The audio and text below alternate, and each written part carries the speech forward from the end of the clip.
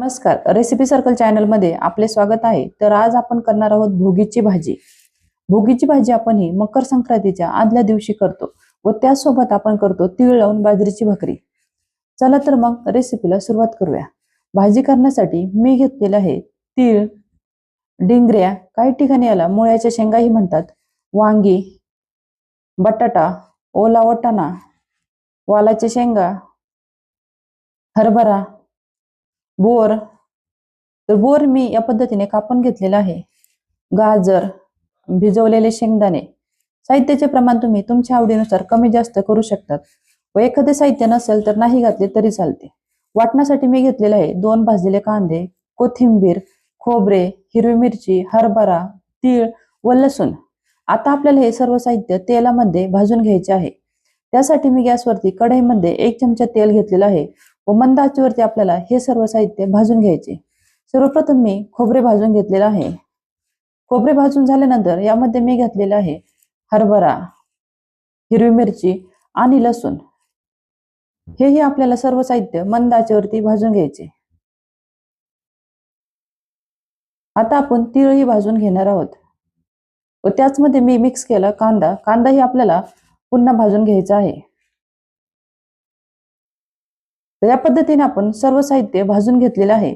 आता आपल्याला याला थंड होऊ द्यायचं व थंड झाल्यावरती मिक्सर मध्ये घेऊन यामध्ये थोडंसं पाणी घालून याचं बारीक वाटण करून घ्यायचे आहे। तर या पद्धतीने आपण याचे वाटण करून घेतलेलं आहे।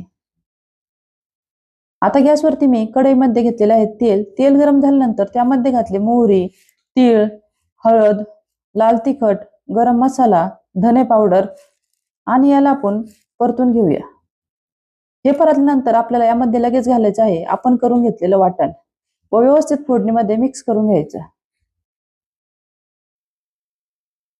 आता यामध्ये घालूया चवीनुसार मीठ व थोडीशी कोथिंबीर व मिक्स करून घेऊया। आता आपल्याला हे चांगलं परतून घ्यायचं आहे। आता आपल्याला तेल सुटायच्या थोडंसं अगोदर यामध्ये सर्व भाज्या आपल्याला मिक्स करायच्या आहे। आता यामध्ये आपण हे सर्व साहित्य मिक्स करून घेऊया।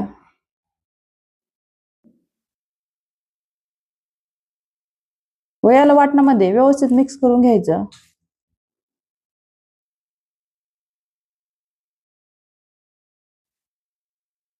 आता हे मिक्स झाल्यावरती आपण यावरती झाकण ठेवूया।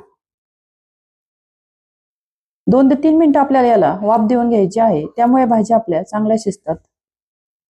2 ते 3 मिनिटांनंतर झाकण काढून घेऊया। तुम्ही बघू शकता आपल्या भाज्या छान वाटणामध्ये परतल्या आहे।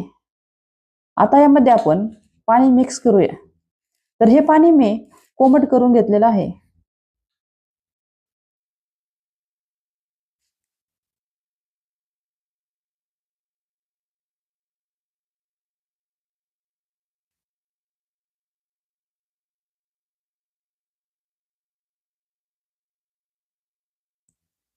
तर या पद्धतीने आपण पाणी व्यवस्थित मिक्स करून घेतलेलं आहे।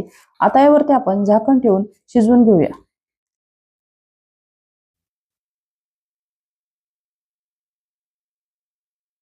तर आता आपल्या सर्व भाज्या छान शिजलेल्या आहे व आपल्या भाजीला रंगही खूप छान आलेला आहे। तुम्ही बघू शकता आपली भोगीची भाजी खूप छान झालेली आहे। आता यामध्ये थोडीशी कोथिंबीर मिक्स करू व आपली भोगीची भाजी तयार झाली। तुम्हाला जर ही रेसिपी आवडली तर लाईक करा, शेअर करा आणि चॅनलला सबस्क्राईब करा। थँक्यू।